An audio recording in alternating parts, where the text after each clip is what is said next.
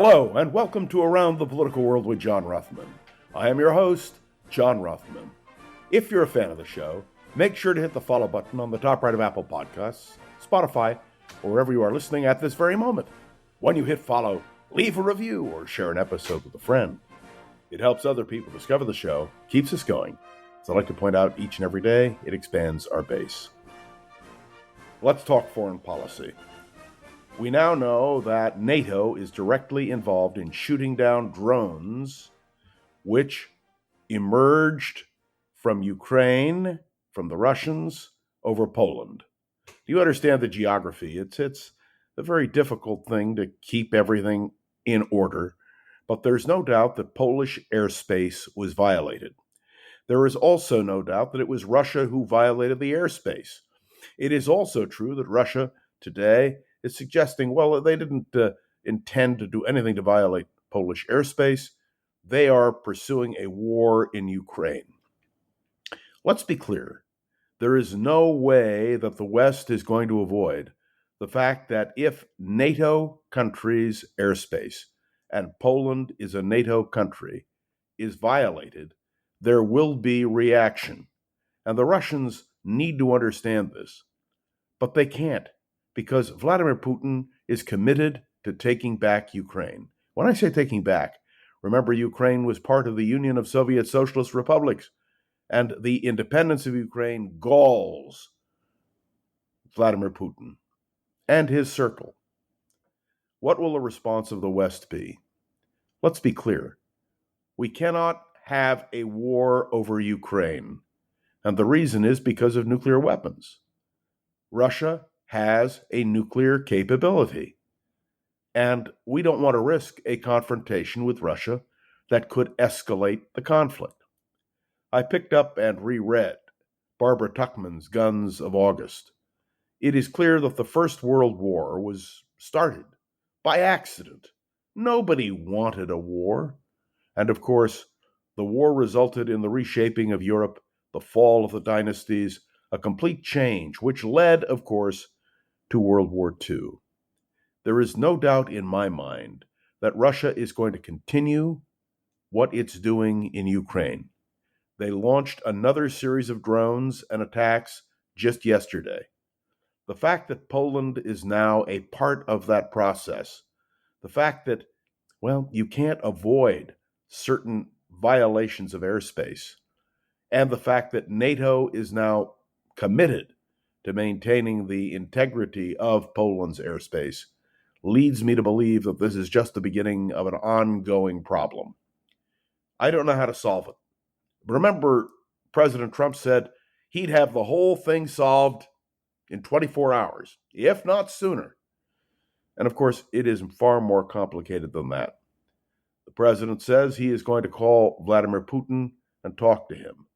Well, we know that even in a meeting, face-to-face, which took place in the last several weeks between Putin and Trump, very little is accomplished. And when we talk about NATO and the European allies standing firmly with Poland, well, I'm glad they are. But how do you prevent violations of airspace and territory in a war which has become a growing problem, not just for Ukraine, not just for Poland, but for all of Europe?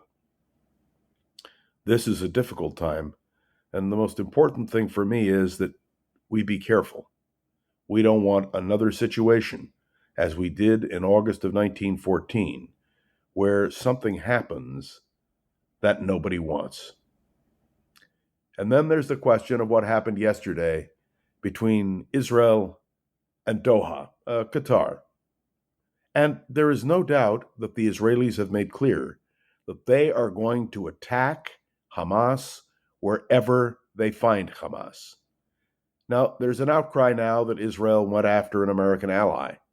I have to tell you, I'm not sure Qatar is an American ally. And I say that frankly and candidly, and you will recall when Qatar gave the United States a gift of a new Air Force One, I, for one, raised a lot of questions about it. Many people did. But in the end, we accepted the gift. I'm not sure that was a good idea, but I certainly need to point out that the Israelis are determined that they will destroy Hamas leadership wherever they find it, whether it's in Doha, whether it is in Europe, whether it is in the Middle East, whether it's in Iran, wherever Hamas rears its ugly head, the Israelis are going to be right there. And we saw the Israelis respond just this week to attacks in Israel, again, by Hamas. At least Hamas says they support it. They don't say they advocate for it or that they were responsible. But when Hamas does something, the Israelis are going to react, and they're going to react strongly. Let's be clear. For Israel, it is a matter of survival, pure and simple. And yes, we have another foreign policy problem. When ICE went after the Hyundai plant and found South Koreans in Georgia, the state of Georgia, and is now deporting, I think it's about 400. That was the last number I heard. Questions arose about our relationship with South Korea. Let's be clear, South Korea is a major American ally. I happen to believe that when you have a Hyundai plant in Georgia producing jobs, doing a job, the last thing you want to do is raid the plant and expel the workers. And you can see the reaction in South Korea. There is outrage. Let's be clear. We have a president who has decided on a particular policy in terms of expulsion, which I would suggest to you is, well, not a good idea. Pure and simple. And by the way, you're seeing it in another way as well. The Supreme Court has upheld Donald Trump's roundup of Hispanics. Indeed, the Supreme Court is now countenancing racial profiling. Let me tell you, this is a slippery slope. It's quite dangerous. And it affects us in terms of foreign policy wherever we look. So the time has come for there to be a real assessment and a recognition that it should not be a unilateral decision by a president of the United States. The court is going to consider the tariff question in an expedited fashion. Are they going to consider all the other issues affecting Trump and his decision-making in an expedited fashion? One can only hope that the court will review what Trump is doing and put the brakes on what is clearly a president out of control. Yes, exceeding his authority.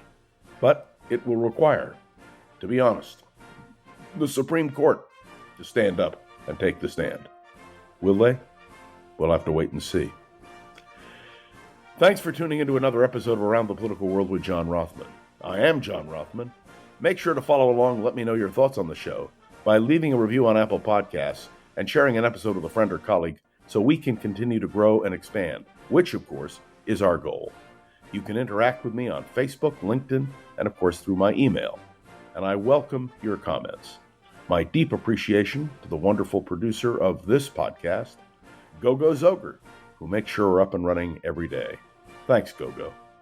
This is John Rothman. I'll be back tomorrow with another episode of Around the Political World with John Rothman. See you then.